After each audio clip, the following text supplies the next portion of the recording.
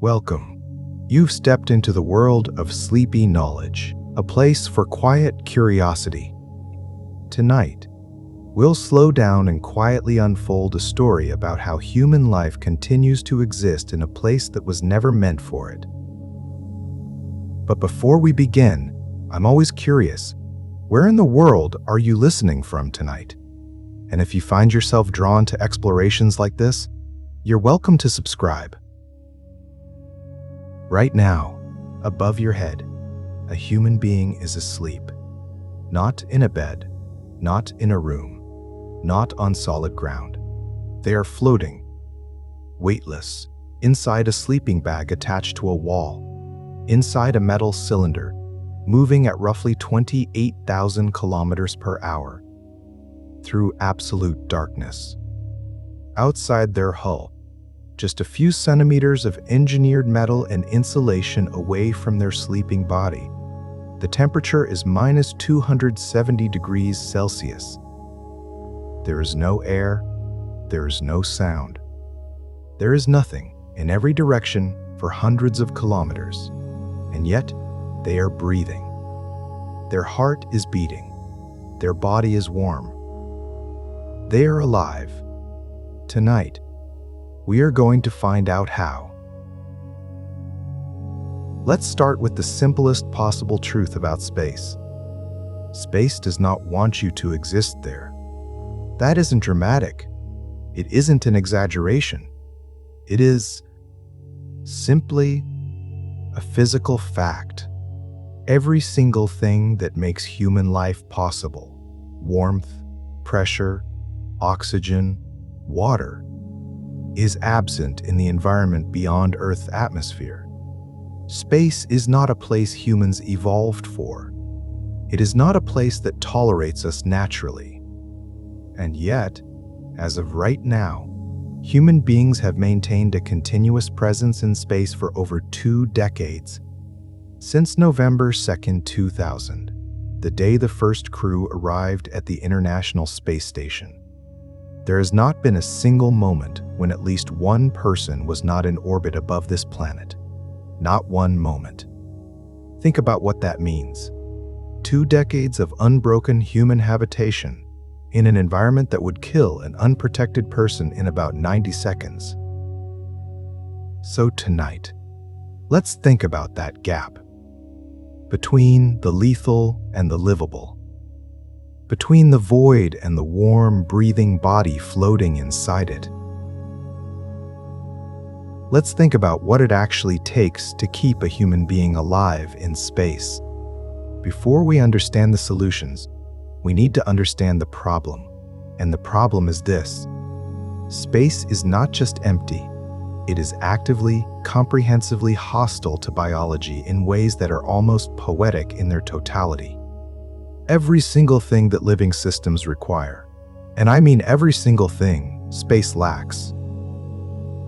Or worse, actively destroys. Let's begin with pressure. You are, at this moment, sitting at the bottom of an ocean of air. You don't feel it because you've never known anything else. But the atmosphere above you weighs roughly 10 tons per square meter on your body. That pressure is not a burden. It is a gift. It is what keeps the fluids in your body from boiling. In a vacuum, in the absence of atmospheric pressure, the blood and fluids in the human body would begin to vaporize at body temperature. This process is called ebullism. It is exactly as unpleasant as it sounds. The lungs would collapse. Gas dissolved in the bloodstream, the same phenomenon that causes the bends in scuba diving, would come out of solution in catastrophic bubbles. Without pressure, the human body begins to destroy itself within seconds. This is why the internal atmosphere of every spacecraft is maintained at roughly sea level pressure, or in some cases a specially balanced mixture of oxygen and nitrogen that approximates the pressure of a high mountain, and why the engineering of pressure containment is the most fundamental, non-negotiable requirement of human spaceflight. You cannot compromise on pressure. There is no fallback. No adjustment period. Either the pressure is there or the human is not. Then there is temperature. The thermal environment of space is one of the most extreme on any scale we can measure. On the side of a spacecraft facing the sun, temperatures can reach 250 degrees Celsius, hot enough to melt lead. On the side in shadow, temperatures can drop to minus 270 degrees Celsius, 3 degrees above absolute zero. The coldest possible temperature in the universe. And these extremes are not separated by distance. They are separated by the width of a spacecraft. The hull of a spacecraft can have a temperature difference of 500 degrees between one face and another. And this difference can cycle every 90 minutes as the station moves from sunlight into the shadow of Earth and back again. 16 sunrises and sunsets every day. Without sophisticated temperature management, the spacecraft would tear itself apart from thermal stress. Components would expand and contract. Electronics would fail. And any human inside would be alternately incinerated and frozen, depending on which way they were facing. The engineers who designed thermal management systems for spacecraft are doing something that has no earthly parallel. Nothing on Earth must survive temperature swings of that magnitude, at that speed for that long. Then there is radiation. On Earth, we are protected by two invisible shields. The first is the atmosphere, a column of air roughly 100 kilometers thick that absorbs and scatters cosmic radiation before it reaches the surface. The second is Earth's magnetosphere, a vast magnetic field generated by the motion of molten iron in the planet's core, which deflects charged particles from the sun and from deep space. In low Earth orbit, astronauts on the International Space Station are partially protected by the magnetosphere, but only partially. The ISS sits inside what's called the Van Allen radiation belts, zones of concentrated charged particles trapped by the magnetic field, and it passes through them with every orbit. At the altitude of the ISS, about 400 kilometers, astronauts receive roughly 10 times the annual radiation dose of a person on the ground. Over a 6-month mission, a crew member accumulates a radiation exposure roughly equivalent to 150 chest X-rays. Over a career of multiple missions, this adds up to a measurably increased cancer risk. And this is just low Earth orbit. On a mission to Mars, where the spacecraft would leave the protection of Earth's magnetic field entirely and spend months in interplanetary space, radiation exposure would be several times higher. One of the most serious unsolved problems in deep space exploration. And then there is vacuum itself. The absence of atmosphere means the absence of sound propagation. Space is genuinely, profoundly silent. No medium for acoustic waves. The only sounds an astronaut hears in space are the sounds transmitted through the structure of their spacecraft, their suit, their own body. It means the absence of convection. Heat cannot move through convection, the circulation of air, because there is no air. It means flames cannot burn in vacuum. It means that any unprotected liquid exposed to space would simultaneously boil from low pressure and freeze from the extreme cold. A paradox that produces a process called flash freezing. And vacuum means that any small breach, any hole, any crack, any failure of a seal is not a minor inconvenience. It is an emergency. Air rushes toward vacuum with remarkable urgency. A hole the size of a golf ball in the hull of a spacecraft would depressurize the cabin in minutes. A hole the size of your thumb, perhaps a pinhole, hours or days, slow enough that automatic pressure monitors would detect the loss before it became catastrophic. This is why the ISS has a continuous pressure monitoring system, a constant, quiet vigil, watching the numbers. watching for the slow and visible signature of an unwanted opening to space. So, now you understand the enemy. Vacuum, pressure loss, extreme temperature, radiation, the complete absence of everything a living body needs.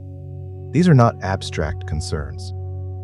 These are the parameters inside which every engineer who has ever worked on a human spacecraft has had to operate. Every decision, every material choice, every system design, every emergency protocol has been made in the shadow of these realities. And yet, humans have found ways to live there. Not just survive, but work and sleep and exercise and eat and laugh and grow plants and conduct science and call home. Let's talk about how. The spacecraft, whatever form it takes, is fundamentally one thing. It is a bubble, a carefully maintained bubble of conditions that approximate, as closely as possible, the conditions a human body evolved for over millions of years on the surface of Earth. The right temperature, the right pressure, the right chemical composition of atmosphere, the right humidity, the right light cycle, the right biological environment. A spacecraft is not a vehicle in the traditional sense.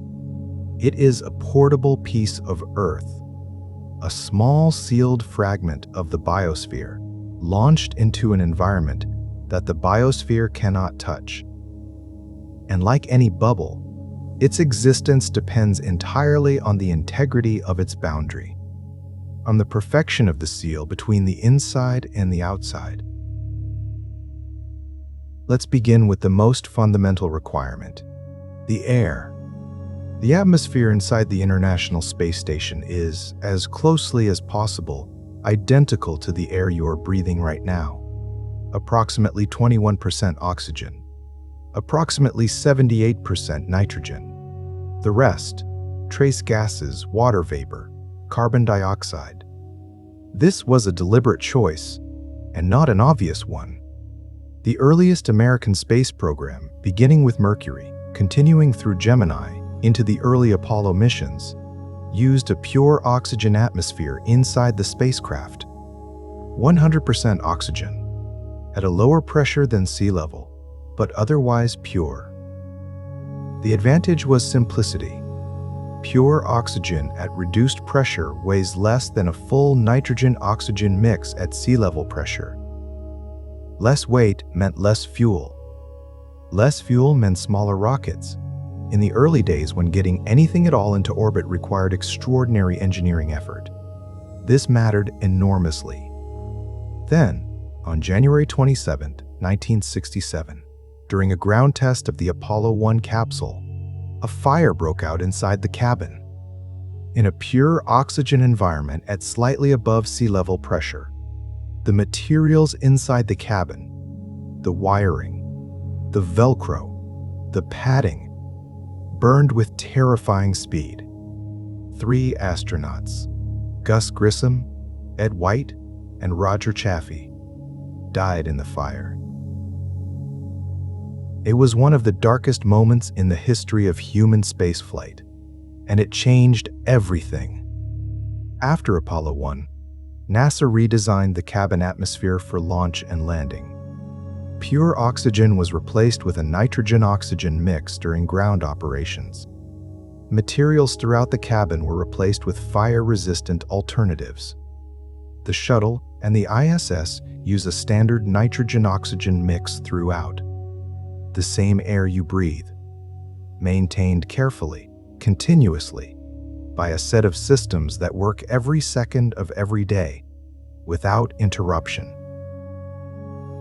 Now, here is the challenge. 6 or 7 people breathing inside a closed system, with no external atmosphere to replenish, consume oxygen and produce carbon dioxide continuously. The oxygen must be replenished. The carbon dioxide must be removed. These are not optional processes. They are not amenable to compromise. Carbon dioxide is the more urgent problem.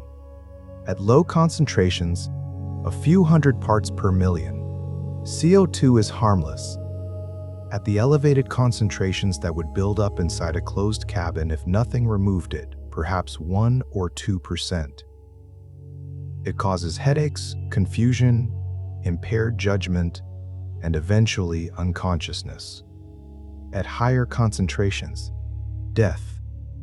On the ISS, carbon dioxide is removed by a system called the Carbon Dioxide Removal Assembly, the CDRA.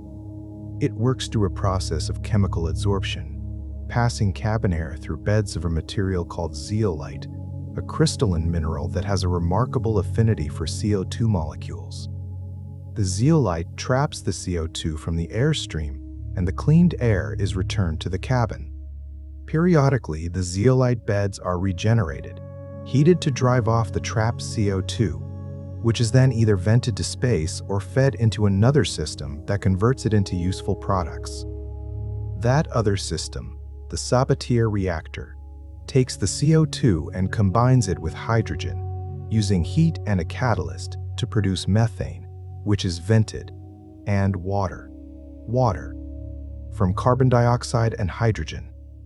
That water is then fed into the oxygen generation system, a device called the Oxygen Generation Assembly, or OGA, which uses electrolysis to split the water molecules into their constituent parts, hydrogen and oxygen. The hydrogen goes back to the Sabatier reactor. The oxygen goes into the cabin atmosphere. The crew breathes the oxygen. They produce CO2. The CO2 goes to the Sabatier reactor. Water is produced. The water is electrolyzed. Oxygen is produced, and the cycle continues. It is, when you understand it, a kind of miracle. Not the miracle of intervention, but the miracle of engineering, of sitting down with a problem that seems almost impossibly constrained and finding a path through it. A closed loop, a system that sustains itself through chemistry and electricity. The ISS generates its electricity from solar panels, vast arrays of blue photovoltaic cells that track the sun as the station orbits. Those panels produce roughly 75 to 90 kilowatts of power, enough to power about 40 average homes. That power runs everything on the station: the lights, the computers, the communications, the exercise equipment, and the life support. Without that power, without those solar arrays converting sunlight into electricity, the life support systems would fail within hours. The air is not just there, it is manufactured continuously by machines that cannot be allowed to stop. Now let's talk about water. On Earth, water is so abundant that most of us never think about where it comes from. You turn on a tap, water appears. You don't think about the watershed that gathered it, the pipes that carried it, the treatment plant that cleaned it. On the International Space Station, approximately 400 kilometers above the nearest ocean, there is no tap to turn on, no reservoir to draw from, no cloud to catch rain from. Every drop of water on the ISS is, in the most literal sense, precious, and every drop is recycled. The water recovery system on the ISS is, in engineering terms, one of the most impressive closed-loop water reclamation systems ever built. It can recover more than 90% of the water on the station from every available source and return it to drinking quality.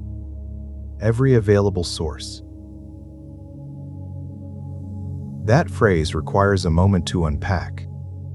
The system collects water from the humidity in the cabin air, the moisture that evaporates from the astronaut's skin and breath, that condenses on cool surfaces, that accumulates in the atmosphere simply because warm bodies release moisture. Continuously. It collects water from the Sabatier reactor. The water produced as a byproduct of the CO2 conversion system we just discussed. And this is the detail that people are never quite ready for. It collects and recycles urine. Human urine is approximately 95% water. The water recovery system processes urine through a series of filtration and distillation steps, using heat, centrifugal force, and chemical treatment to separate the water from its dissolved solutes. The resulting water is then further purified through ion exchange filters, catalytic oxidation reactors, and microbial check valves, producing water that is, by the time it reaches the crew for drinking, cleaner than most municipal tap water on Earth. There is a phrase that NASA astronauts have used, with varying degrees of enthusiasm, about the water on the ISS.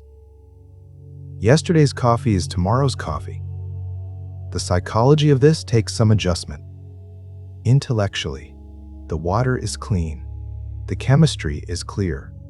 The filtration process is measurably effective. The science is unambiguous. But knowing that the water you are drinking was, 24 hours ago, someone else's sweat, requires a particular kind of rationality to accept comfortably. Astronauts get there. They have to. When the alternative is dehydration, rational acceptance tends to come fairly naturally. And in the long context of human spaceflight, the water recovery system represents a shift from an earlier era when every drop of water had to be launched from Earth. Heavy, expensive, finite. A resupply mission to the ISS, carrying crew, food, equipment, and water, costs roughly $10,000 per kilogram to launch. A single liter of water, launched from Earth, represents a remarkable amount of engineering effort and expenditure.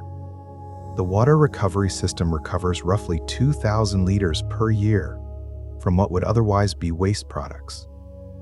That is 2,000 liters that don't need to be launched from the surface. Every gram recovered is a gram saved. Every molecule of water recaptured is a molecule that doesn't need to be imported from the bottom of a deep gravity well. In the context of deep space exploration, where resupply from Earth is not possible, these closed-loop systems are not just efficient, they are existential. You cannot go to Mars and back if you have to carry all your water from Earth. The mass would be prohibitive. You must. There is no alternative. Learn to close the loop. Let's talk about food. Not because food in space is the most technically complex challenge. It isn't. But because it connects the survival story to the human story in a way that almost nothing else does. Food is not just fuel. It is comfort. It is routine. It is a marker of time. It is one of the ways humans organize their days, their social interactions, their sense of normalcy. In an environment where almost everything is abnormal, where you float instead of walk, where sunrise happens 16 times a day, where the entire concept of up and down is a matter of convention rather than physics, food remains something recognizable. And the space agencies know this. The food systems of modern space missions are not designed only with nutrition in mind. They are designed with psychology in mind. Early space food was, by most accounts, terrible. The first astronauts ate food in the form of pastes and purees, squeezed from tubes, similar to toothpaste in texture, if not in flavor. Food scientists had worked hard on the nutritional content. They had worked considerably less hard on the experience of eating it. This was not laziness.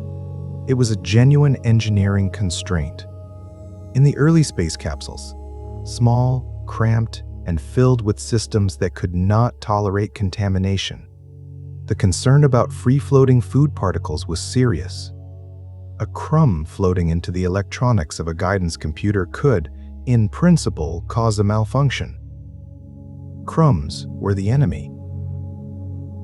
So early space food was designed to produce no crumbs. Hence the paste. Hence the squeeze tubes. Hence the freeze-dried cubes that could be eaten in a single bite.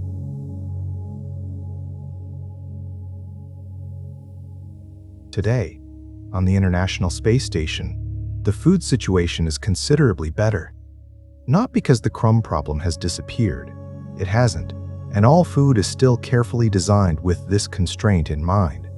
But because food technology has advanced enormously, and because the space agencies have invested in the understanding that a well-fed, satisfied crew is a productive crew, astronauts on the ISS eat from a menu of roughly 200 items. Most food is either rehydratable, freeze-dried and packaged, requiring only the addition of hot water before eating, or thermostabilized, heat-treated and sealed in flexible pouches, ready to eat without further preparation. The galley on the ISS includes a water dispenser that provides both hot and cold water and a food warmer that heats sealed food pouches through convection, a small oven of sorts, designed specifically for use in microgravity. Meals are eaten at a table, or what functions as a table, a flat surface where the crew can gather with their food pouches, their utensils, and their magnetic or Velcro attachments to keep things from floating away. Utensils exist. Forks and spoons are used. The food is designed to be slightly sticky, moist enough that it clings to the utensil rather than floating free. Sauces and condiments come in small squeeze bottles. Salt and pepper are liquid, dissolved in water and oil respectively. If you tried to use solid salt in microgravity, the crystals would float away, and the concern about contaminants in equipment applies with particular force to seasoning.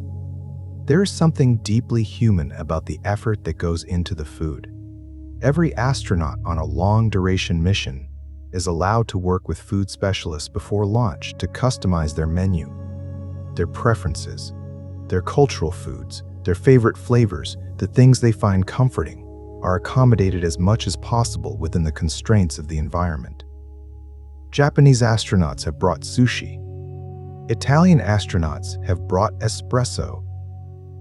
Using a specially designed coffee machine called iEspresso, which was engineered specifically to brew espresso in microgravity. Russian cosmonauts have brought tubes of borscht, specific foods, specific comforts, carried carefully across the boundary of the atmosphere and into the void. Because the engineers who build spacecraft understand something that is easy to overlook. They are not keeping machines running. They are keeping people alive. And people need more than oxygen and calories. Let's talk about the spacesuit. If the spacecraft is the bubble, the portable Earth that protects astronauts from the void, then the spacesuit is the smallest possible version of that bubble. A bubble sized for exactly one person. A wearable spacecraft. Because sometimes the astronauts have to go outside. Not often, not casually. An extravehicular activity, an EVA, or in common parlance, a spacewalk, is one of the most demanding, most carefully planned, most physically exhausting things a human being can do. A modern spacewalk might last 6 or 7 hours. In that time, the astronaut in the suit is the only thing standing between their living body and the full hostility of space. The suit has to do everything the spacecraft does, but it has to do it in a package that a human can wear, move in, and work in for hours at a stretch. Let's think about what that requires. First, pressure. The suit must maintain pressure around the body, not the full sea level pressure of the cabin interior. That would make the suit so rigid that the astronaut couldn't bend their arms or legs at all. A fully pressurized suit would be like trying to move inside an inflated football. Instead, modern spacesuits operate at a reduced pressure, roughly 1/3 of sea level atmospheric pressure, but with a pure oxygen atmosphere instead of the nitrogen-oxygen mix of the cabin. The lower pressure makes the suit flexible enough to work in. The pure oxygen means the astronaut is still breathing the right amount of oxygen by partial pressure. Before a spacewalk, the astronaut must pre-breathe pure oxygen for several hours. This process purges nitrogen from the bloodstream, because at the reduced pressure of the suit, dissolved nitrogen could come out of solution in dangerous bubbles, exactly like the bends suffered by scuba divers who ascend too quickly. The pre-breathe protocol is not optional. It is not something you can rush. It is a physiological necessity, a time cost that cannot be eliminated, only managed. Second, thermal control. Standing in sunlight in the vacuum of space, with no atmosphere to moderate the energy coming from the sun, the suit's outer surface would rapidly overheat. Standing in shadow, the suit's outer surface would rapidly become dangerously cold. The suit manages this through multiple layers of insulation and through a liquid cooling and ventilation garment, a tight-fitting undergarment worn next to the skin, threaded with tubes carrying chilled water. The water absorbs the body heat generated by the astronaut's exertion and carries it to a sublimator, a device that expels the heat to space by allowing a controlled amount of water to sublimate to transition directly from liquid to vapor into the vacuum. The body generates heat, the cooling garment captures it, the sublimator expels it to space. An elegant thermal circuit. Third, the layers. A modern spacesuit is not a single garment. It is roughly a dozen layers of specialized materials, each serving a distinct purpose. The innermost layer, the liquid cooling garment, against the skin, managing temperature. Next, a pressure bladder, a sealed, airtight layer that maintains the atmospheric pressure around the body. Over that, a restraint layer, because the pressure bladder, when inflated, would try to expand into a sphere. The restraint layer holds the shape of the suit against the outward pressure of the internal atmosphere, allowing the suit to maintain a human shape rather than becoming a balloon. Over that, multiple layers of aluminized mylar insulation, thin, crinkly, highly reflective. The thermal blankets that you see on marathon runners and emergency casualties. Those are derived directly from the insulation technology developed for spacesuits. And finally, the outer layer, ortho fabric, a specially woven material of Nomex, Gore-Tex, and Kevlar. Fire-resistant, tear-resistant, able to absorb micrometeorite impacts without catastrophic puncture. Because micrometeorites are real, the debris environment around Earth includes particles of rock and metal ranging from microscopic dust to objects several centimeters across, all moving at orbital speeds. A micrometeorite impact on a spacesuit is not a theoretical risk. It is something the suit is explicitly designed to survive. A tiny hole in the outer layers, the insulation layers, would be manageable. A breach of the pressure bladder would be immediately life-threatening. The suit is designed so that these are separate events, that it takes more than a single impact to reach the pressure layer. The helmet is its own engineering marvel. The visor is not a single sheet of glass. It is a complex assembly of layers, polycarbonate for impact resistance, with a gold-coated visor that filters solar radiation. The gold tinting is real, a thin film of gold deposited on the visor that reflects the infrared energy from sunlight while allowing visible light through. The golden visor that you recognize from photographs of moonwalking astronauts, that is not aesthetic, it is functioning. It is solar radiation protection, made from actual gold, because gold is one of the best infrared reflectors available, deposited in a layer so thin it is measured in nanometers. yet effective enough to protect the eyes from the unfiltered sun. Inside the helmet, a communication system, a camera, a lighting system, a drink bag with a straw that the astronaut can reach with their mouth while keeping their hands free for work. The gloves, perhaps the most technically demanding part of the suit, must provide tactile sensitivity while maintaining pressure containment and thermal protection. Astronauts working in spacesuits for 6 hours often report hand fatigue as one of the primary physical challenges.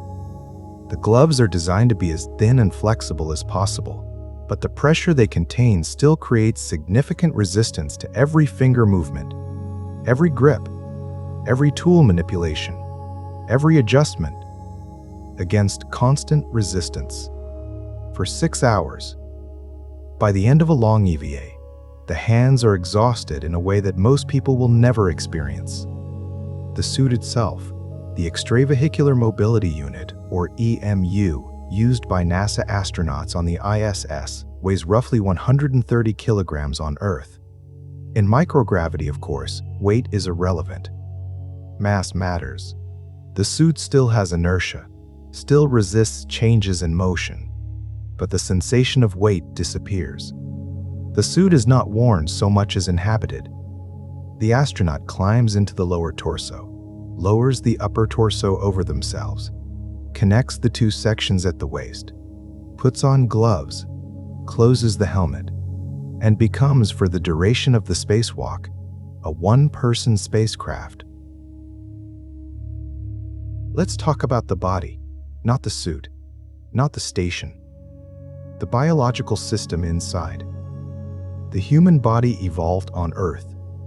Every system, cardiovascular, skeletal, muscular, neurological, vestibular, was shaped by millions of years of existence in Earth's gravity field. Gravity is not just something the body experiences. It is something the body was built around. The heart. The cardiovascular system evolved to pump blood upward against gravity to reach the brain. It evolved for a world where blood pools downward unless actively circulated. The skeletal system evolved to support weight. Bones are constantly remodeled, built up and broken down in response to the mechanical loads they experience. On Earth, those loads come primarily from gravity and locomotion. The skeleton is perpetually stressed by the weight of the body it supports. The muscles evolved to move against gravity, to lift, to balance, to resist the constant pull of the Earth on every limb and joint. Now, remove gravity, not gradually, instantly. Within minutes of reaching orbit, the environment in which these systems were evolved no longer exists. And the body, pragmatically, efficiently, without asking permission, begins to adapt. The cardiovascular system responds almost immediately.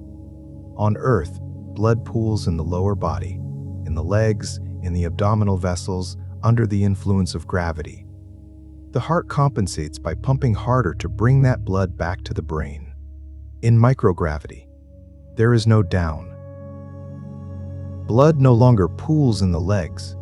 It redistributes upward toward the chest and head. The sinuses fill. The face becomes puffy. The legs thin out. Astronauts sometimes describe this as bird legs. The feeling that the legs become thinner and lighter as the fluid that normally pooled in them redistributes to the upper body. The body interprets the increased fluid pressure in the chest as a signal that it has too much blood volume. The kidneys respond by increasing urine output, reducing the overall blood volume. This sounds manageable, and in the short term, it mostly is. But over months, the reduction in blood volume, combined with the heart's reduced workload in microgravity, leads to a measurable decrease in cardiac muscle mass. The heart becomes slightly smaller, slightly less capable. This is a real clinical finding. Not dramatic, not immediately dangerous, but real and significant for the long-duration missions that will eventually take humans to Mars and beyond. Then, the bones. In the absence of gravity, in the absence of the mechanical loads that bones evolve to resist, the skeletal system essentially interprets itself as over-engineered. It begins to dismantle the excess.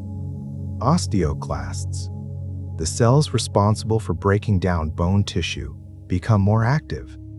Osteoblasts, the cells responsible for building bone, become less active. The balance tips toward resorption.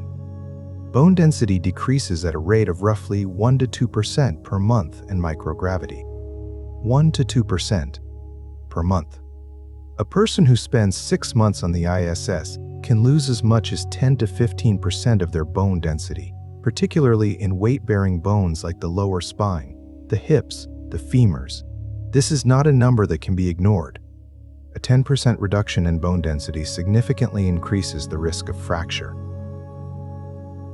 Bones that were once robust become measurably more fragile, and the calcium that leaves the bones goes somewhere. It enters the bloodstream, is filtered by the kidneys, and increases the risk of kidney stones. Astronauts on long missions have a meaningfully elevated risk of developing kidney stones. Painful, potentially dangerous, difficult to treat without surgical intervention. In space. Then there are the muscles. Without the constant low-level work of resisting gravity, without the need to hold oneself upright, to bear weight, to push against the ground with every step, muscles atrophy. They shrink. They lose mass. The rate depends on the muscle group. The postural muscles, the muscles of the back and legs that are constantly active on Earth, simply keeping you upright, lose mass fastest. The muscles of the arms, which are used actively in microgravity for maneuvering and working, are better preserved. Without countermeasures, a crew member could lose 20% of their muscle mass over a 6-month mission. The countermeasure is exercise, and not just any exercise.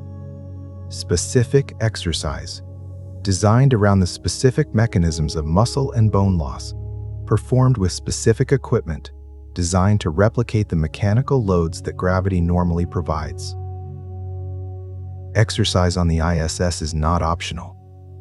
It is prescribed. It is a medical necessity. Every crew member spends approximately 2 hours every day, without exception, exercising. 2 hours, out of a working day of perhaps 8 or 10 hours. 1/4 to 1/5 of the working day devoted entirely to counteracting the effects of weightlessness on the body. The ISS has 3 primary pieces of exercise equipment. The treadmill, the combined operational load-bearing external resistance treadmill, known as Colbert, named, slightly improbably, for the American television comedian Stephen Colbert, who organized a public campaign to name the treadmill after himself. NASA declined to name a module after him, but agreed to name the treadmill. To use the treadmill in microgravity, where you would simply float off the belt without countermeasures, the astronaut wears a harness. The harness is connected to bungee cords that pull them down toward the treadmill surface, simulating the downward force of gravity. The bungee system can be adjusted to provide varying amounts of loading, from light jogging loads to something approximating full body weight. The second device, the Advanced Resistive Exercise Device, or ARED, a sophisticated machine that uses pistons loaded with vacuum cylinders to provide resistance for weightlifting-style exercises. Squats, deadlifts, bench press, in microgravity, but with real resistance. The ARED can provide up to roughly 270 kilograms of simulated loading. The third, a cycle ergometer, a stationary bike, used primarily for cardiovascular conditioning. No bungees required. The pedaling motion is self-contained. 2 hours a day on these 3 machines, plus the careful, monitored execution of specific exercise protocols, does not fully prevent bone and muscle loss, but it dramatically slows it. The target is to allow the body to adapt to life in space, while preserving enough function that returning to Earth does not result in catastrophic physical failure, because the return is its own challenge. After months in microgravity, the body has adapted to weightlessness. It has downregulated its production of bone tissue. Its cardiovascular system has adjusted to the redistribution of fluid. Its muscles have shrunk to meet a lower demand. And then, re-entry, landing. Gravity returns, all at once. The body, which spent months becoming efficient in the absence of gravity, must suddenly perform in the presence of full gravity again. Astronauts returning from long missions frequently cannot stand up unassisted immediately after landing. Their legs, which have been carrying no load for 6 months, are not strong enough to support their weight without trembling. The cardiovascular system, which reduced blood volume in response to the fluid shift of microgravity, must suddenly pump blood upward again against gravity, with a heart muscle that has grown slightly smaller and less powerful. The recovery takes weeks, sometimes months. The body relearns. Bone rebuilds. Muscles recover. But the process is real, and for a long-duration mission, for a crew landing on Mars after 8 or 9 months in transit.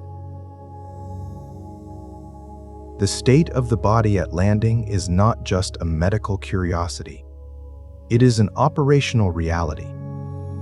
They will land. They will need to function. They will need to put on suits, inspect equipment, set up habitats. In a gravity field, with bodies adapted to weightlessness. This is one of the most actively studied problems in space medicine today. How do you land humans on Mars in a condition where they can actually function? How do you compress the recovery into the shortest possible window? Nobody has the complete answer yet. We have covered much ground tonight. We have walked through the hostile physics of space, the vacuum, the pressure, the temperature, the radiation that defines the environment outside the hull. We have traced the hidden life support loop that manufactures air, recovers water, and sustains the atmosphere inside the station. We have thought about food, about the engineering, and about the human need for comfort and familiarity that food represents in an alien environment.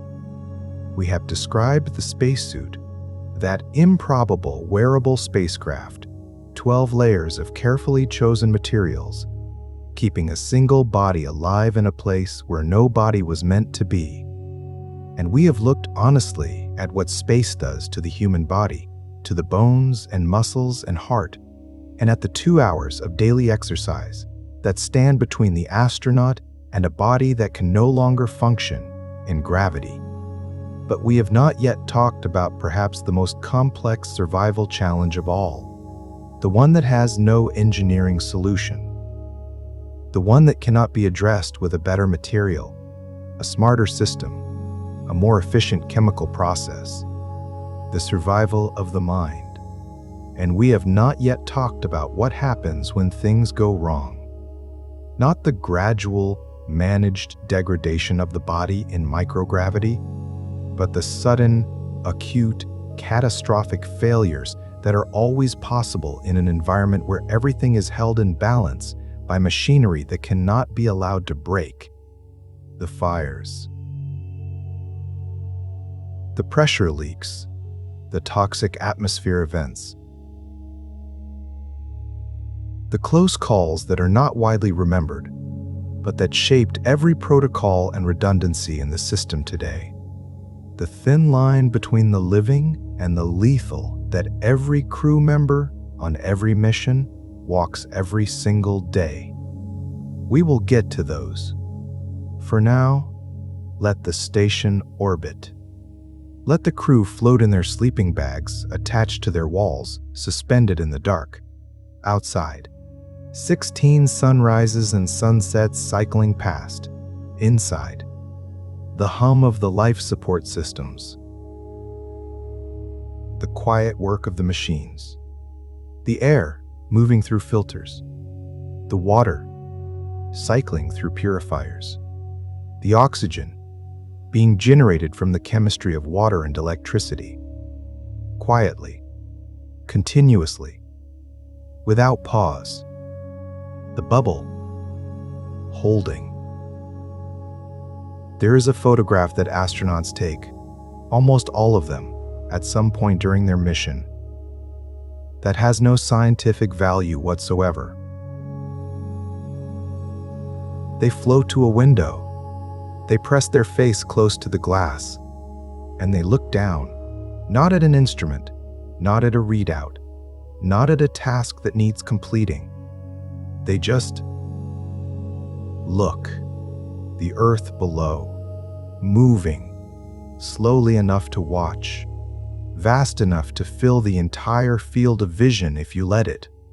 The blue of the oceans, the brown and green of the continents, the white of the clouds, not as seen from below, looking up, but from above, looking down. Like slow-moving foam on the surface of the deepest, most beautiful ocean ever imagined. And the astronauts describe the same thing, over and over, regardless of culture or language or background. A feeling of smallness, of perspective, of something shifting quietly inside them that they cannot quite name.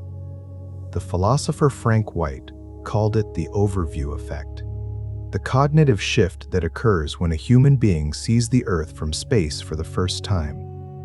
The sudden, visceral, overwhelming understanding that the borders drawn on maps are invisible from orbit, that the planet is a single object, that every human being who has ever lived, every war, every city, every ocean crossing, existed on that one pale sphere moving beneath you. The overview effect is not a survival system. It has no engineering specification. It cannot be manufactured or scheduled. But it is, in a strange way, one of the things that keeps astronauts psychologically anchored during long missions. The window, the view, the reminder of what they left and what they are orbiting.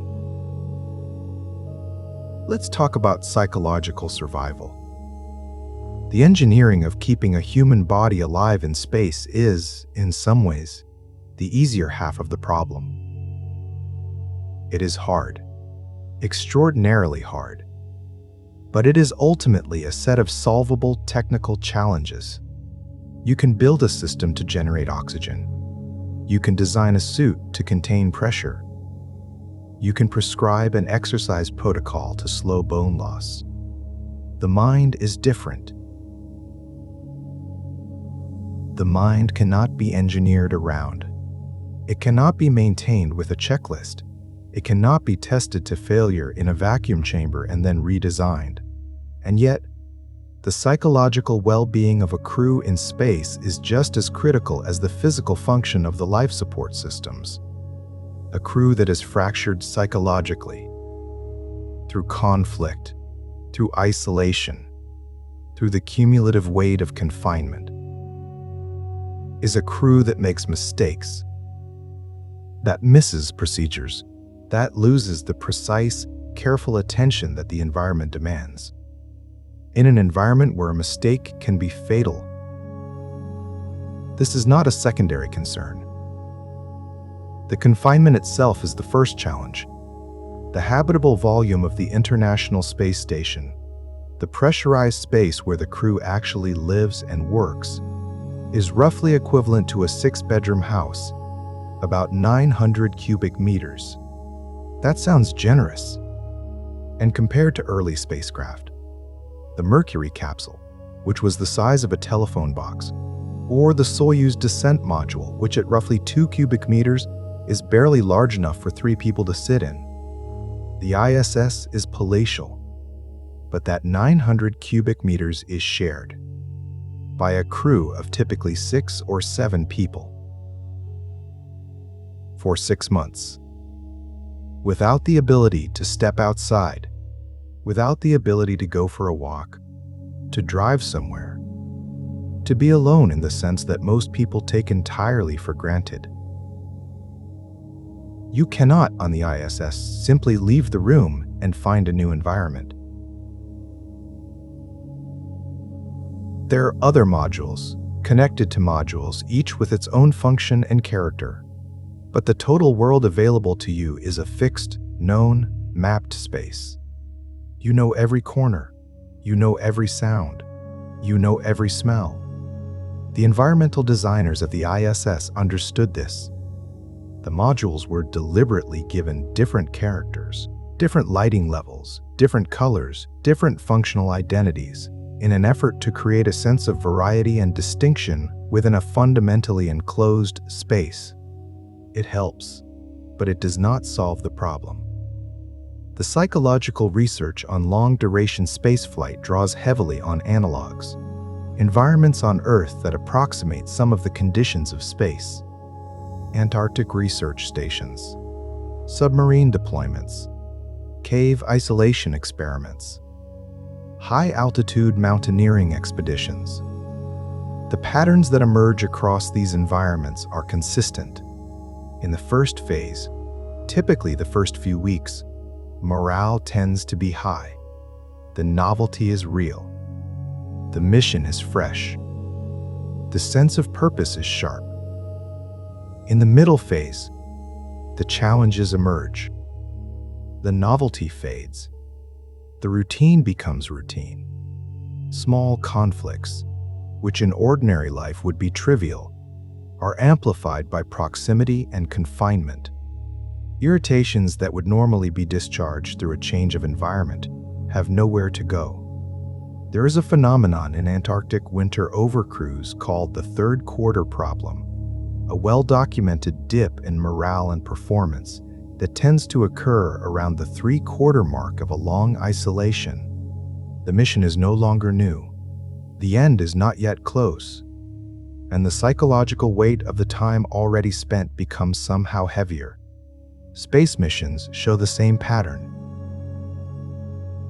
The countermeasures are, in some ways, surprisingly ordinary.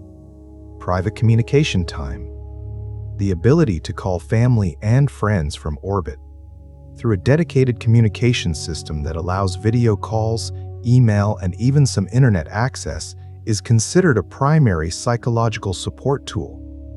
Not a luxury, a necessity, a regular schedule. One of the things that long isolation research consistently shows is that structure is psychologically protective, knowing what the day holds, having defined work periods and defined rest periods, having meal times that function as social anchors, moments when the crew gathers, not around a task, but around the simple human act of eating together. Private time, deliberately scheduled. The ISS crew has a period each day, typically in the evenings, after the working day. That is personal time.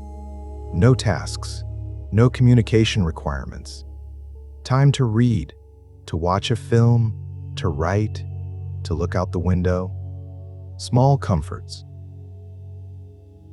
This is something space agencies have become increasingly sophisticated about. The choice of music, access to books and films, the right to choose from a selection of options, the foods you find most comforting, the ability to personalize in small ways the few square meters of space that you can call your own. And perhaps most importantly, the relationship with the crew. The crew is both the greatest potential source of psychological support and the greatest potential source of psychological stress. These are 6 or 7 people, selected through years of competitive training, highly skilled, used to performing at the highest level, confined together in a relatively small space, sharing every meal, every system failure, every moment of boredom or frustration. The relationships within a crew matter enormously. And the selection process for space crews, which now includes psychological assessment, interpersonal skills evaluation, and careful attention to group dynamics, reflects this. But selection can only go so far. People under sustained stress, regardless of how well chosen they are, will have conflicts, will have difficult moments, will sometimes find the presence of their crewmates more burden than comfort. The history of spaceflight contains several instances where crew tensions, not always made public in real time, had measurable effects on mission performance. The Skylab 4 crew, the third and final crew of America's first space station, staged what has been described as a work slowdown. Exhausted by an overcrowded schedule set by mission controllers on the ground, the crew spent an unscheduled day simply resting. Looking out the window, not answering the radio. It was, in the history of spaceflight, a remarkable moment. 3 astronauts in orbit, essentially protesting their working conditions. Not dramatically, not dangerously, just quietly refusing to be overworked for one day inside their spacecraft. The lesson was heard. Scheduling philosophy for long-duration missions changed significantly afterward. More rest time, more personal time, more acknowledgement that the crew was made of human beings, not machines. There is something else that deserves acknowledgement. Astronauts on long-duration missions sometimes describe a form of grief that creeps in slowly, not depression, though that exists too and is monitored. Something quieter, a kind of longing that doesn't have a single object, missing the smell of rain, the feeling of wind, the sensation of walking barefoot on grass or sand or any natural surface, missing the randomness of ordinary life, the unexpected encounters, the spontaneous decisions, the simple ability to turn a different direction and find yourself somewhere new. The ISS orbits at about 400 kilometers altitude. It is, by any measure, astonishingly close to Earth. On a clear night, you can see the ISS from the ground with the naked eye. A bright point of light moving steadily across the sky. But the distance between floating in that bright point of light and standing on the ground watching it is psychologically enormous. The view is extraordinary. The situation is extraordinary. But the ordinary, the unremarkable, taken for granted texture of life on Earth is genuinely, deeply missed. And this longing, this quiet grief for normalcy, is something that no engineering system can address. It must simply be carried, managed, made room for. And in most cases, it is. Now let's talk about emergency, because no honest account of survival in space can avoid the moments when the careful, layered, redundant systems of a spacecraft fail, and the crew is left with the raw reality of the environment they are floating in. These moments exist. They are not common. The engineering is too careful, the redundancies too thorough, for emergencies to be frequent. But they happen. And when they happen, in an environment where the margin between a manageable situation and a catastrophic one is measured in minutes, the response matters with a kind of absolute finality that has no earthly parallel. Let's begin with fire. Fire on the ISS is arguably the most feared emergency. not just because of the obvious danger of flame in a pressurized environment, but because of the secondary danger of combustion products. In a confined space with no external atmosphere, the smoke and toxic gases produced by a fire cannot be diluted and dispersed. They accumulate. Carbon monoxide, hydrogen cyanide, acrolein, the products of burning materials in an enclosed space, are among the most toxic compounds known. A significant fire inside the ISS, one that produced substantial smoke before being extinguished, would leave the crew with a contaminated atmosphere that the existing life support systems might struggle to clean quickly enough. This is why fire detection on the ISS is extraordinarily sensitive. Smoke detectors are present throughout every module. The crew regularly inspects and tests them. Fire suppression equipment is also present throughout, including CO2 extinguishers designed for use in microgravity, where a conventional water or powder extinguisher would simply disperse its contents in a cloud rather than directing them at a flame. There have been fires on space stations. On February 23, 1997, aboard the Russian space station Mir, a fire broke out in the Kvant 1 module. The fire was caused by a malfunction in a device called a SFOG, a solid fuel oxygen generator. The SFOG is essentially a chemical candle that generates oxygen through combustion, a different oxygen generation method from the electrolysis used on the ISS. The SFOG unit failed catastrophically, producing flames that burned for roughly 90 seconds before being extinguished. The fire filled parts of the station with smoke. Several cosmonauts were temporarily unable to see through the smoke to locate emergency equipment. Nobody died. The crew managed the situation with the equipment they had, but the Mir fire is studied, discussed, and cited in the design of every subsequent space station emergency protocol because it happened, and the fact that it ended without fatality was not inevitable. Then there are pressure leaks. In September 2018, a small hole was found in the Soyuz spacecraft docked to the ISS. The hole, roughly 2 millimeters in diameter, was in the orbital module of the Soyuz MS-9. It was not in the descent module that the crew would use to return to Earth. The pressure drop it caused was slow, enough that it was initially detected not by the pressure monitoring systems, but by a crew member who noticed a slightly faster than normal loss of pressure during the night period. The hole was eventually sealed with a patch, using epoxy sealant, applied through a careful and methodical repair process. The source of the hole became one of the more intriguing mysteries of recent ISS operations, because the characteristics of the hole suggested it had been drilled, not struck by micrometeorite debris. The investigation was never conclusively resolved in the public record, but the operational lesson was clear and familiar. A small hole, detected by attentive monitoring, repaired by a trained crew, no fatalities, no loss of the station. The systems worked, the training worked, the redundancy worked, and there was the ammonia leak of May 2013.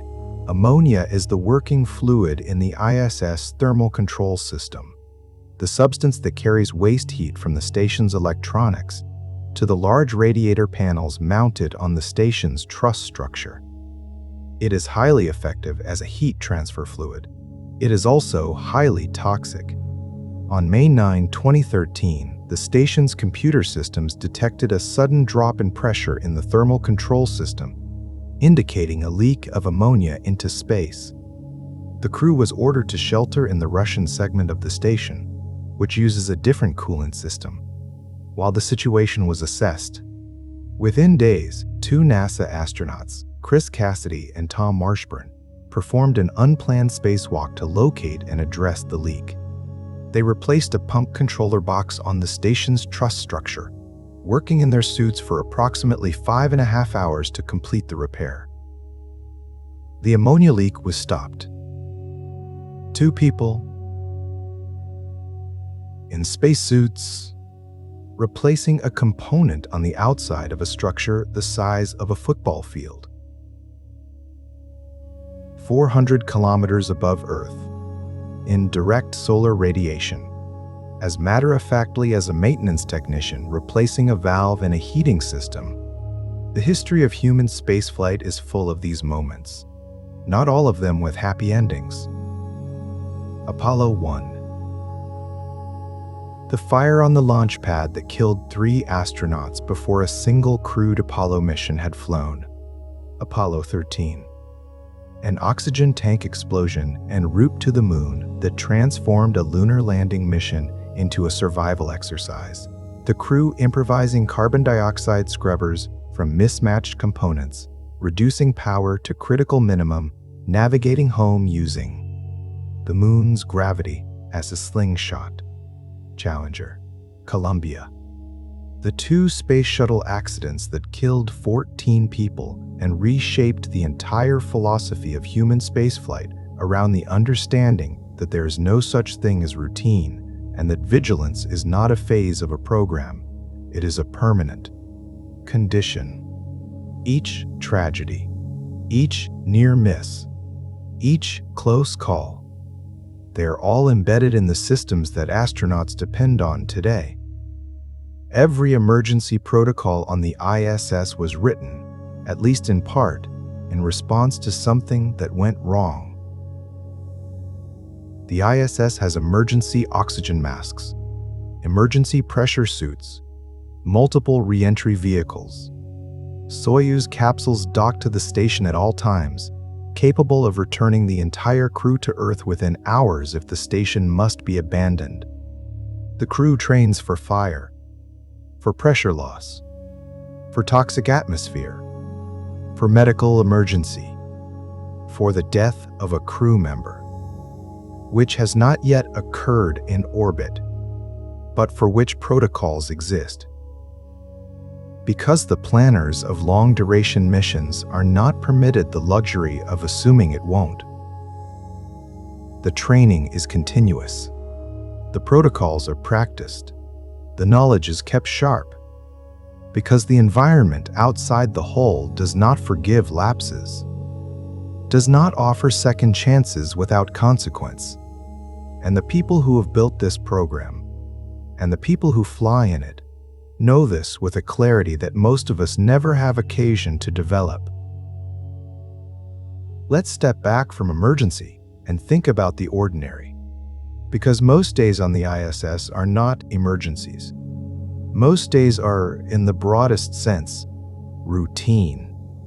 And the management of ordinary time in an extraordinary environment is its own form of engineering. A typical crew day on the ISS begins with a wake alarm at around 6 o'clock Greenwich Mean Time, the time zone used for coordinating ISS operations, chosen because it splits the difference between the Houston and Moscow mission control centers. The crew wakes up in their individual sleeping quarters, each roughly the size of a telephone booth, with a sleeping bag attached to a wall, a small window if they're lucky, a laptop, and whatever personal items they brought. Not comfortable by any earthly standard, but private, their own. The first hour or so is personal preparation, washing, using waterless shampoo, rinsing cloths, wet wipes, brushing teeth, using edible toothpaste that can be swallowed, because spitting and rinsing in microgravity creates more problems than it solves. Changing clothes, then breakfast, eaten at the galley table, often together, sometimes separately depending on schedules, then the handover with mission control, a daily planning conference, voice contact with the ground, where the day's tasks are reviewed, any issues from the previous day are discussed, and the schedule for the coming hours is confirmed. And then, work. The work is varied in ways that might surprise you. Some of it is science, experiments conducted in the station's research modules. The ISS is, among other things, the most sophisticated scientific laboratory ever constructed.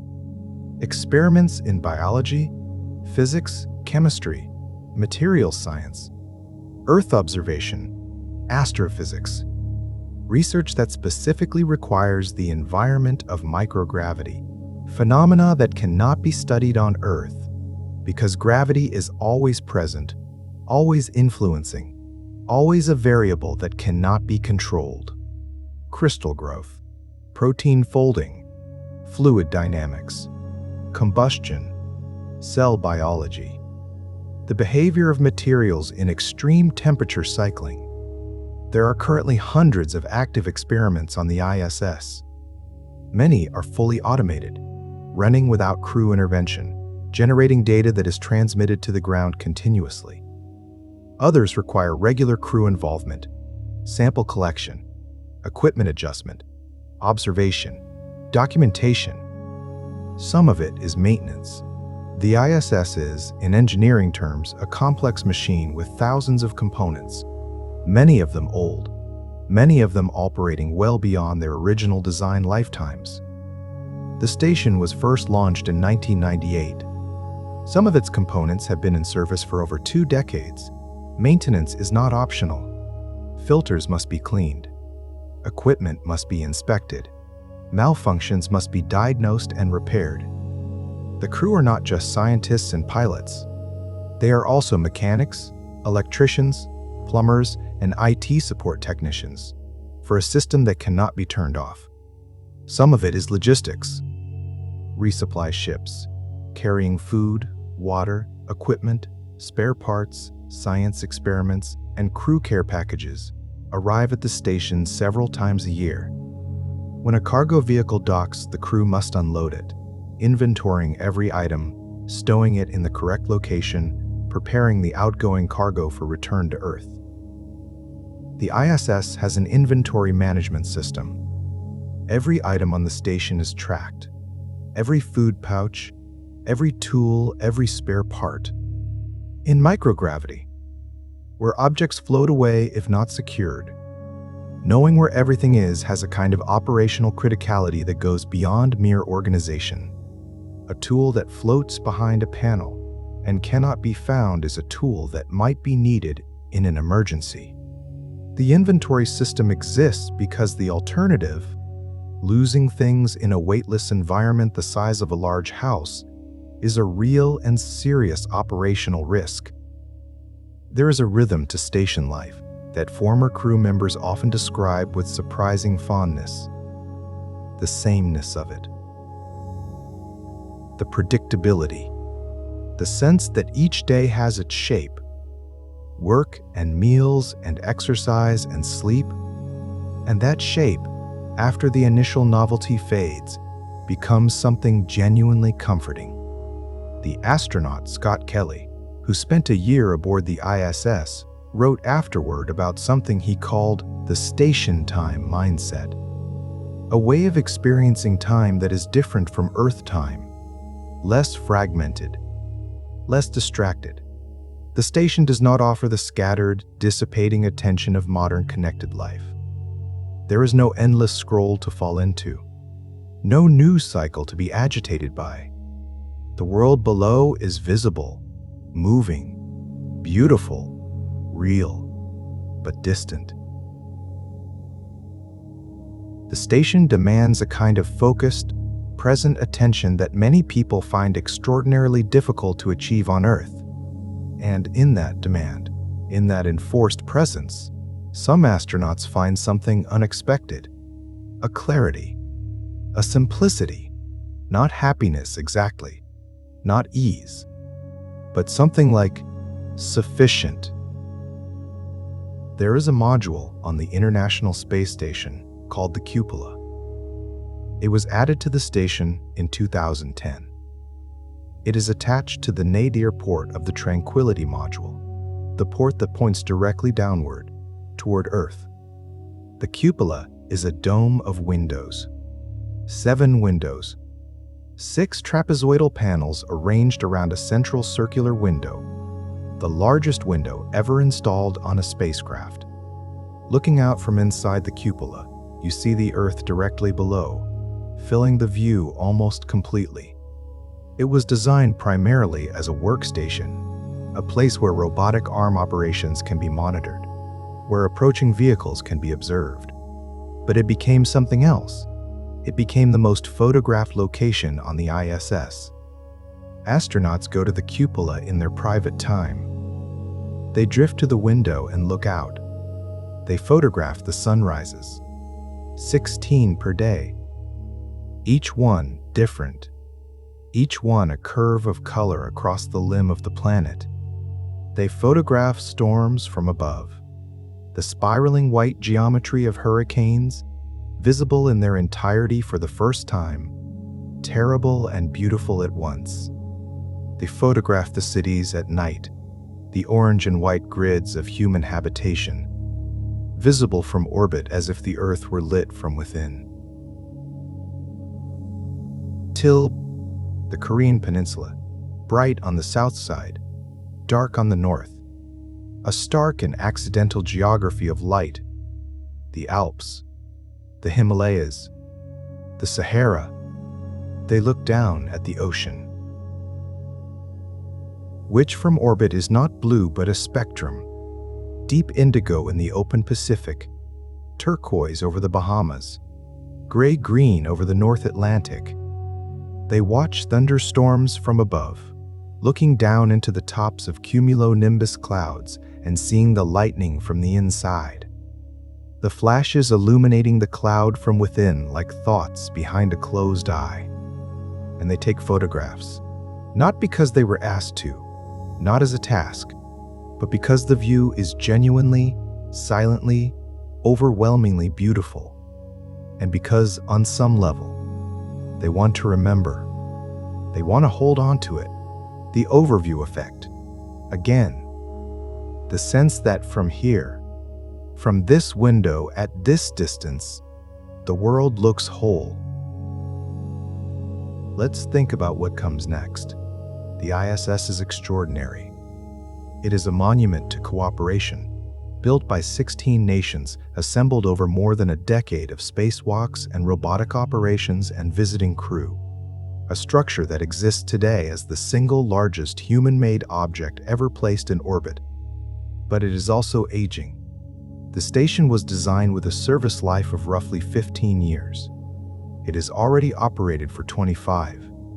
The decision to extend its life has been made repeatedly, each time with careful inspection, careful analysis, careful assessment of which components are approaching their limits.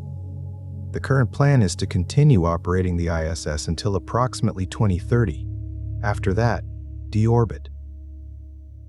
A controlled re-entry over the ocean. The largest object ever deliberately brought down from orbit. And after that, the answer, increasingly, is further. The moon, first. NASA's Artemis program envisions a return of humans to the lunar surface, not as a brief visit, as Apollo was, but as the beginning of a sustained presence. A lunar gateway, a small space station in lunar orbit, serving as a waypoint between Earth and the moon's surface. The lunar surface as a testbed for the life support systems,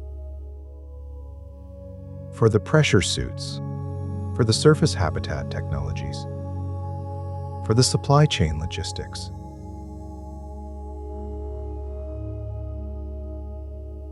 For the psychological and physiological challenges of long-duration spaceflight in an environment that is profoundly remote.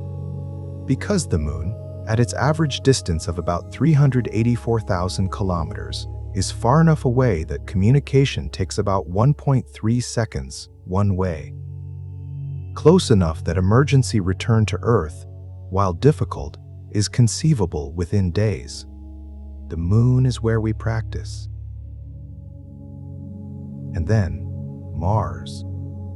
Mars is the destination that has animated spaceflight engineers and dreamers for generations.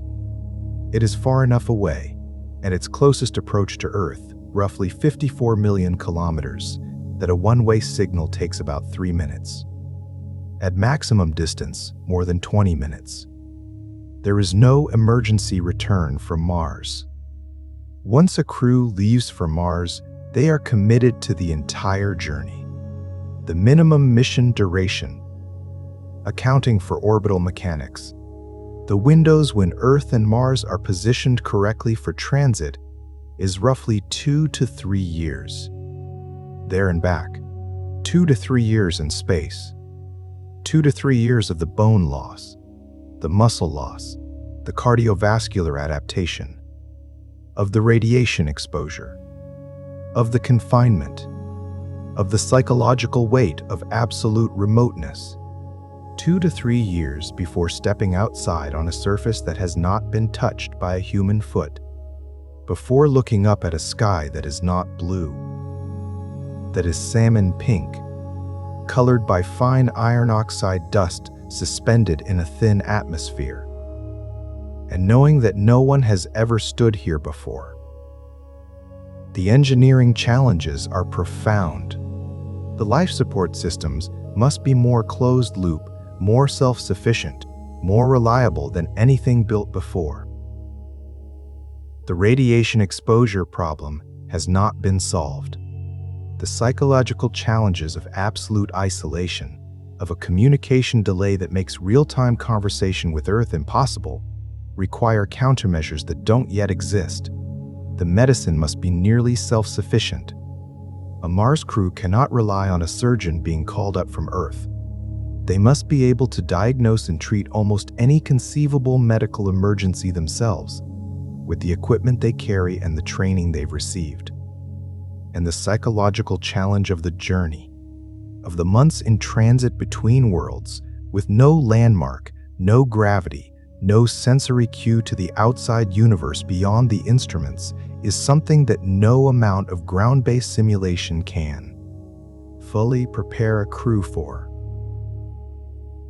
The ISS has been, in a very real sense, the rehearsal, the proof that humans can live in space for extended periods, the laboratory for the life support technologies, the medical protocols, the psychological support systems, the supply logistics that will eventually make the longer journey possible. Not a destination, a classroom. There are people alive today, working in laboratories and design offices and training facilities, who believe that within their lifetimes they will see humans set foot on Mars. That is not a certainty. It may not happen that soon. The engineering is genuinely difficult. The funding is uncertain. The political will, which has always been the fragile variable in spaceflight, may shift. But the trajectory is clear.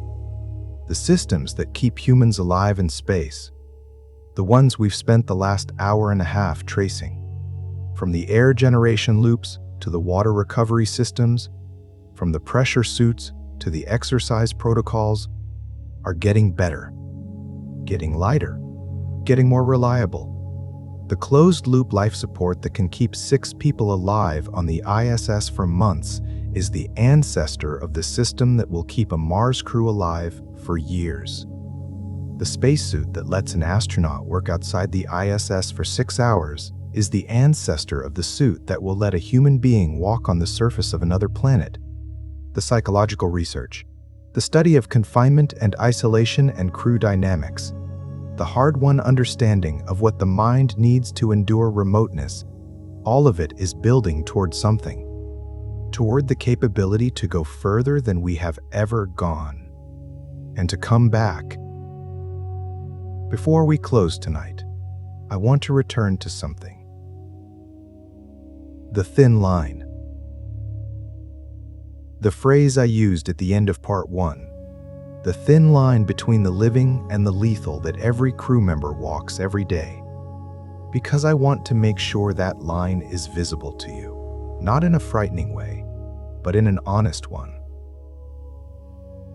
The ISS weighs roughly 420,000 kilograms. It has a pressurized volume of about 900 cubic meters. It is festooned with solar panels and radiators and docking ports and antennae. It is the product of 20 years of assembly, of more than 230 spacewalks, of the labor of dozens of space agencies and hundreds of thousands of people on the ground. And inside all of that, inside the most complex machine ever assembled in orbit, the margin that separates a living crew from catastrophe is measured in millimeters of hull thickness. In the continued function of an oxygen generation system, in the integrity of a seal around a hatch. The ISS has backup systems for its backup systems. Redundancy is engineered throughout 2 oxygen generation systems, 2 CO2 removal assemblies, multiple fire suppression systems, multiple communications pathways, multiple vehicles for emergency return to Earth. The engineering is thorough. The protocols are practiced. The crew is selected and trained to the highest standard that any profession on Earth demands. And yet, the environment does not negotiate. It does not offer partial credit. It does not grade on a curve. The vacuum outside that hull is exactly as lethal on day 1 of a mission as it is on day 200. The radiation does not become less damaging because the crew has adapted to their environment. The micrometeorite that might one day strike a critical component does not consult the mission schedule before it arrives. Every person who has ever gone to space has understood this. Not as a source of panic, but as a permanent, quiet background awareness. A knowledge that the environment demands a kind of attention and precision and care that most human endeavors do not. And they have gone anyway. They have trained and suited up and climbed into their vehicles and accepted the terms of the environment and gone. Why? Not because they have to. These are not conscripted workers. They are volunteers, every one of them. Highly qualified, intensely competitive, capable of extraordinary careers in any field they chose. They chose this. Ask them why, and the answers are varied.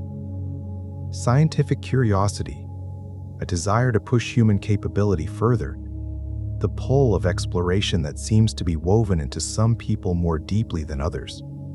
But beneath all of those articulated reasons, there is something harder to put into words, something that the view from the cupola seems to point toward.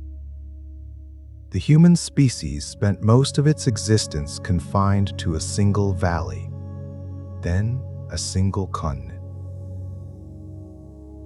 Then the whole surface of the Earth, every corner of it explored and mapped and named. And now, upward, off the surface entirely, into the place that for all of recorded history was untouchable, unknowable, the domain of gods and dreams. The astronauts who float in their sleeping bags tonight, attached to their walls, inside their metal bubble, 400 kilometers above the planet, are not just doing a job. They are the latest in a long, unbroken line of humans who looked at the horizon and decided to cross it. The line stretches back past every ocean crossing, every mountain ascent, every desert traverse, every moment a human being left the known world behind and stepped into the unknown. And somehow, against the vacuum and the radiation and the bone loss and the isolation and the fire risk and the pressure leaks and the terrible mathematical precision of orbital mechanics, somehow, the line has held. Let's end where we began. Somewhere above you, right now, a human being is asleep. They are floating in their sleeping bag, in a space barely larger than a closet, inside a station that is moving at 28,000 kilometers per hour. Outside, silence, cold beyond imagining. The stars steady and unblinking, because there is no atmosphere to make them flicker. Below, the Earth. Moving beneath the station the way a painting moves through a gallery when you walk past it. Slowly, continuously, never stopping. The station passes over your location, wherever you are tonight, wherever you are lying in your bed, approximately every 90 minutes. 16 times a day, the station crosses above wherever you happen to be. You likely don't see it. The hour is late, or the sky is cloudy, or you are simply indoors. But it is there. And inside it, the systems are running. The oxygen generation assembly is splitting water into hydrogen and oxygen. The CO2 removal system is cycling, pulling exhaled carbon dioxide from the recirculating air. The water recovery system is quietly processing what came in and returning it, purified, to use again. The computers are monitoring. The sensors are watching. The pressure gauges are reading the air pressure inside the hull and finding it steady and correct and unchanged since the last reading. The solar panels, if the station is in sunlight, are harvesting light and converting it to electricity. If the station is in the shadow of the Earth, the batteries are providing power, accumulated from the last pass through sunlight. The thermal control system is moving ammonia through its loops, carrying heat from the electronics to the radiators, keeping everything within the narrow temperature band where everything works. The communication systems are quiet, for now. The crew is asleep. Mission control is monitoring from the ground. Reduced staff, overnight shift.